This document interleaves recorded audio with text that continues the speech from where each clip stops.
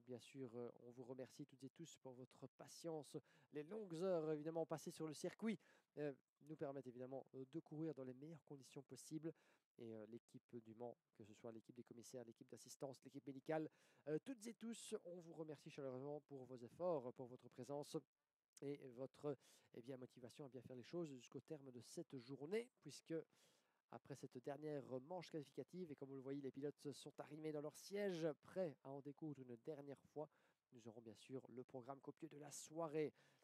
Vous le voyez, évidemment, c'est un peu leur sainte, comme on appelle, avec un ciel encore dégagé, point trop de nuages à l'horizon, du moins pas trop au-dessus de nos têtes directement, mais ça s'est un petit peu voilà, accumulé à l'horizon. Pas de risque de pluie a priori. Le soleil qui faiblit sur l'horizon. Et ça nous donne évidemment des couleurs absolument splendides ici sur la plaine du grand circuit des 24 Tours du Mans. Ce parc de compétition mécanique, ce parc évidemment de technologie, puisque nous avons le Technoparc qui est adjacent au karting international du Mans, avec différentes pistes également. Donc une véritable vallée du sport automobile et qui respire à plein poumon depuis maintenant des décennies. Et quel plus bel endroit. Et bien pour conclure sur une note positive, et bien cette dernière série de manches qualificatives avant les super manches de ce soir. On rappelle que dans l'intervalle, nous aurons un petit break pour permettre à toutes et tous de nous restaurer.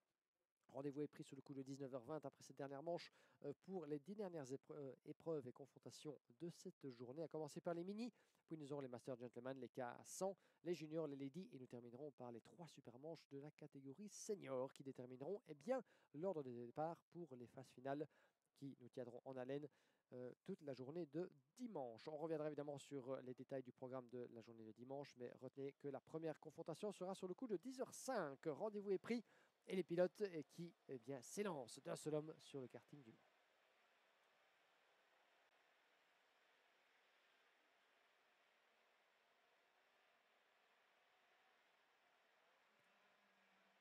C'est la dernière manche qualificative au programme, chers amis. Elle verra s'opposer les groupes C contre E de la catégorie senior. Nous avons évidemment des vainqueurs de manche dans cette grille de départ. Morgan Moore va s'élancer en pole position. Freddie Lloyd, vainqueur de manche, mais pas toujours verni depuis l'entame du week-end avec une pénalité qui l'a encore privé d'un bon résultat lors de sa manche précédente. Il aura envie de revanche, évidemment, le pilote britannique, aux côtés du pilote irlandais qui s'élance depuis la pole. Isaac Sea et Matteo Dauvergne s'équiperont sur la deuxième ligne, suivi de Harrison Mackie, double vainqueur dans ses manches depuis l'entame du week-end, avec Gilles Jeannet à ses côtés, Clément Massot et Hugo Lacroix sur la quatrième ligne, suivi de Andy Rattel et Louis Comines, Alistair Cresswell et Vincent Castroviari, sixième ligne, suivi de Clément Outran, Elio Gilter, Rice Newburn, Enzo Boitel, Maxime Blanchemin et Andrea Devozoglu sur la neuvième ligne, suivi de Adrien Dustruel et Kylian Madio. 11e ligne, Yanis Martin et Fahim Liziatou. Mathis Renette et Gaëtan de Bramander sur la deuxième ligne, suivi de Luca Moulard, Georges Mayel, Tiger Dixon, Oli Ranz, Zach Whelan, Alvi Chui, Matt Simon et Vito Ours. Un total de 16 lignes sur cette grille de départ, 32 concurrents pour cette dernière confrontation et l'obligation évidemment de s'en tenir à un rythme appliqué par la première ligne et le poleman. Morgan Moore, des séances depuis la pole avec à son actif, pas encore de victoire ce week-end pour Morgan Moore, l'un des plus rapides en qualification, mais pas encore d'essai converti en course. Les feux s'éteignent, on est parti à l'assaut du premier virage. Green, green, green. Le premier virage, l'envol des concurrents, les 32 concurrents ici de cette dernière manche qualificative. Ça se passe bien justement dans l'enchaînement de ce virage de gauche qui semble ne jamais se finir. En route vers le technique secteur numéro 2 et deux pilotes malheureusement qui s'accrochent. Aïe aïe aïe, ça s'est pas passé, ça semble les roues. Et malheureusement, énorme contact à la suite. Ça a accumulé les déboires malheureusement. Plusieurs pilotes impliqués dans un gros accrochage. Ça semble pouvoir repartir pour la totalité d'entre eux si ce n'est un. Malheureusement, et un autre, ils sont trois malheureusement à devoir, deux à rentrer du côté du parc fermé et un qui va en rester là malheureusement. Nous avons donc Isaac Sia, un des protagonistes de tête qui se retrouve impliqué, Vincent Castroviari, Mathis Renette, Gaëtan de Bramander et Matt Simon. J'en ai bien peur de CG Motorsport, qui sont les pilotes qui se sont retrouvés impliqués là-bas dans la mêlée. Au franchissement du virage 3 et 4, malheureusement ça s'est payé cash pour certains d'entre eux. Deux pilotes qui d'abord se sont accrochés, sont partis dans le bas-côté dans un nuage de poussière et ça a provoqué un effet bowling malheureusement qui aura coûté gros à certains des autres pilotes qui étaient très proches au moment de ce passage. Donc Castroviari Devozoglu, Mathis Renet, Gaëtan Bramander et Matt Simon qui malheureusement ont tous été impliqués dans cet accrochage. Avec un changement pendant ce temps-là du côté de la tête de course. Regardez qui s'est infiltré au devant du peloton pendant qu'on se concentrait sur ce qui se passait du côté du deuxième secteur. Et bien Harrison Mackie est en tête. Superbe remontée de la part de Harrison qui s'est lancé depuis la 4e place sur la grille. Le voilà en tête d'entrée de jeu à la poursuite de ce qui pourrait être bien sa 3e victoire de manche. Plus facile à dire qu'à faire. Il aura forte opposition, à commencer par Morgan Moore avec Freddie Lloyd, Andy Rattel et le reste du peloton prêt à lui donner la chasse. A horrifically bad lap for the former leader Morgan Moore, as now Mackie, Lloyd and Andy Rattel have all managed to squeeze through. The Brits are leading up front, Mackie and Lloyd, but Rattel is holding the charge as the hard-charging Alistair Cresswell was really pushing on the last lap. 2 wheels in the air as he came over the curb onto the back straight. Cresswell really trying to push to get into the top 3 if he can make a chance on the inside line. He's going side by side with Moore. Moore is not letting him have the space. Cresswell trying to keep his foot in, but Morgan Moore holds his position for the time being as Alistair Cresswell's got to try again, but he's already lost a lot of ground to the carts being in front of them. He finally makes the move stick, holds the inside line for the next right-hander out of the banking, but that took a long time for Alistair Cresswell to finish off that move, and I don't think Morgan Moore will be particularly happy for the way he managed to execute it up the inside. Good diving move from Yanis Martin on Louis Comines, but now the duel is on between Harrison Mackie and Freddie Lloyd. They haven't really met before this point, so now it is time for these two to go to squabble. Et voilà la bataille des pilotes anglais en tête de cette course. Harrison Mackie et Freddie Lloyd qui s'affrontent pour la première fois en conclusion de cette journée avant les super manches évidemment de ce soir. Mackie, 2 victoires à son actif, encore une seule pour Freddie Lloyd qui a été pénalisé, on s'en souvient à plusieurs reprises au cours du week-end avec un goût de revanche en bouche dans le chef du Pilot Premium Karting. En 2e position, il s'accroche à Harrison Mackie. Ils s'affrontent évidemment à l'international dans le cadre de l'Eurocup. C'est leur première véritable explication avec Andy Rattel qui garde un œil et le bon sur ce qui se passe devant. Le voilà remonté de 6 places, Andy Rattel profitant du premier tour assez chaotique effectivement qui aura coûté leur course à plusieurs des protagonistes de tête, notamment eh bien, le malheureux pilote qui s'est lancé au devant, Isaac Sea, le pilote de Singapour qui est 21e à l'heure actuelle dans ce peloton. Donc une conclusion de manche qualificative absolument horrifique dans le chef du pilote de Singapour.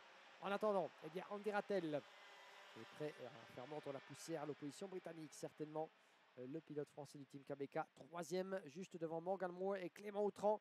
Vous les voyez là-bas, le 2e train de pilote avec le pilote Victory Lane, juste d'ailleurs en 5e position, prêt éventuellement à faire la différence. On reste attentif à l'approche du banking.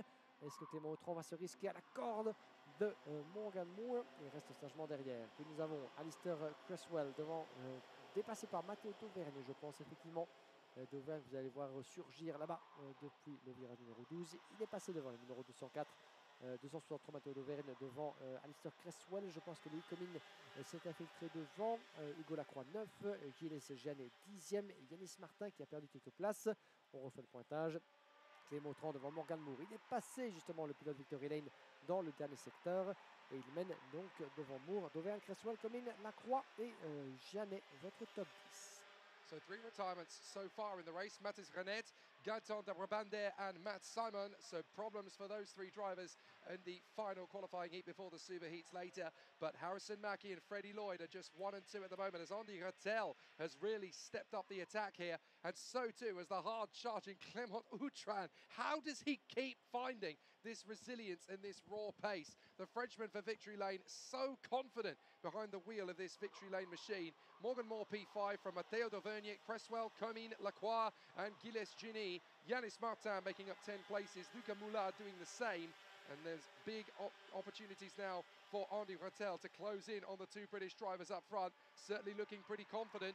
And it looks to be as though Freddie Lloyd is going to have another big attempt here on Harrison Mackie, the only senior driver in the EGP racing team for this one. They wanted to go for a smaller team on this occasion. The Speedway shop, which is also part of the business, doing such an amazing trade at the moment. And of course, their focus is also on Ian Eichmanns, the man who's been doing such a great job in the F4 Spanish Championship, winning his first car race this season. So they've been keeping an eye on things and making sure that they've got a small in-house operation where they don't spread their focus too wide. They can focus on the objectives of 1 or 2 drivers per class and really go for it. And with Harrison Mackie at the front, you can see why. Effectivement, l'activité de la famille Heijmans Grand Prix qui fait la joie évidemment des compétitions IMX30 depuis maintenant plusieurs saisons. Dépassement à la corde de Andy Rattel juste dans la chicane et superbe foire d'empoigne là-bas à l'avantage du pilote français.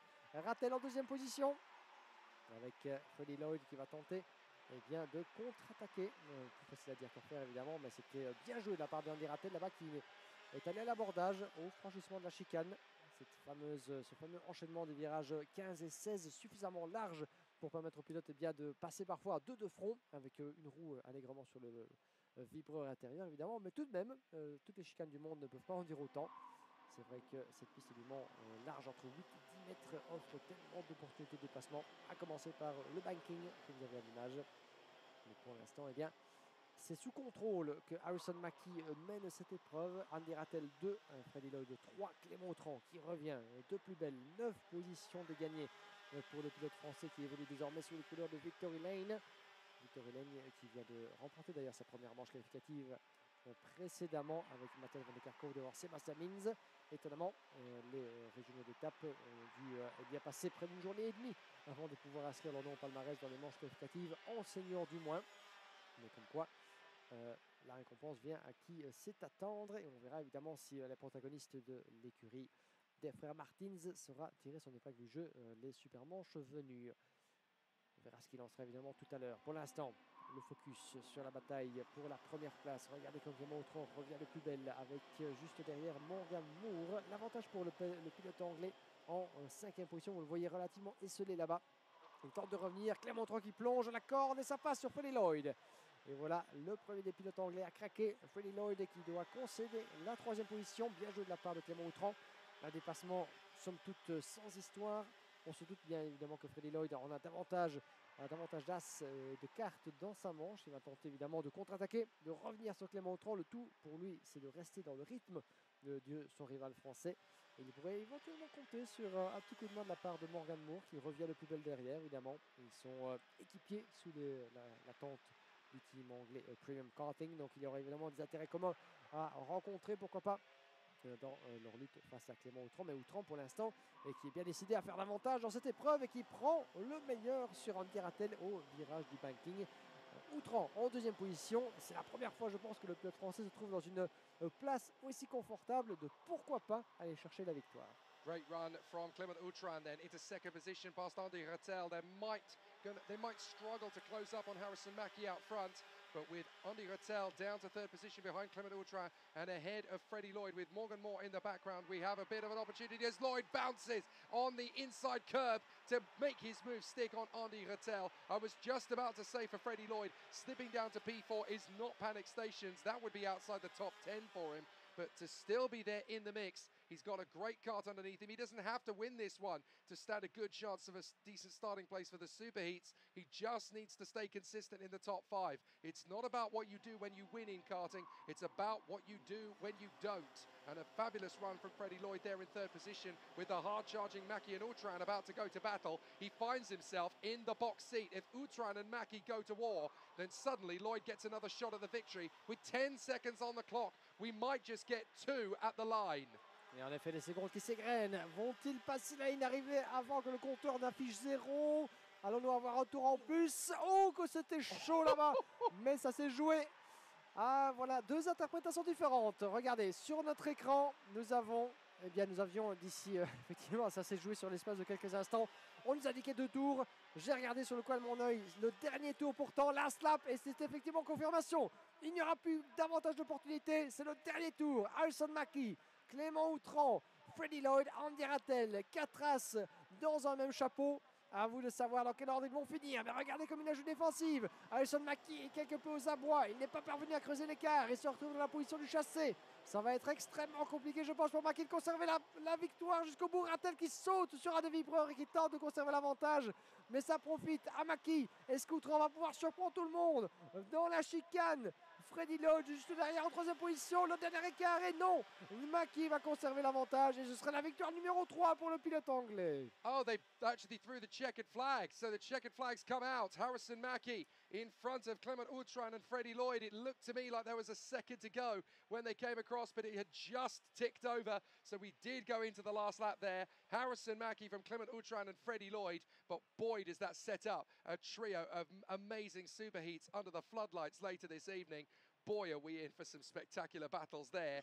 Harrison Mackie picking up the victory from Clement Autran, Freddie Lloyd, and the bunny-hopping Andy Reutel on the final lap going over those curbs. Then Morgan Moore, Louis Comines, Hugo Lacroix, and Matteo Dauvergne.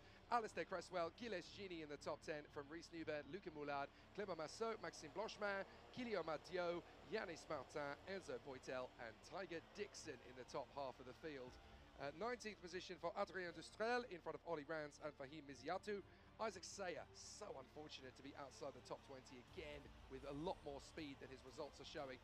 Vitor Roy in front of George Mayel, Elio Guiltier and Vincent Castrovillari, another big disappointment for him. Zach Whalen ahead of Andreas Devatsoglu, Alvin Chu, and then Mathis Renet, Gaetan de Brabande and Matt Simon. Three drivers who all failed to finish after retiring on the very first lap. Exhausting stuff, Guillaume.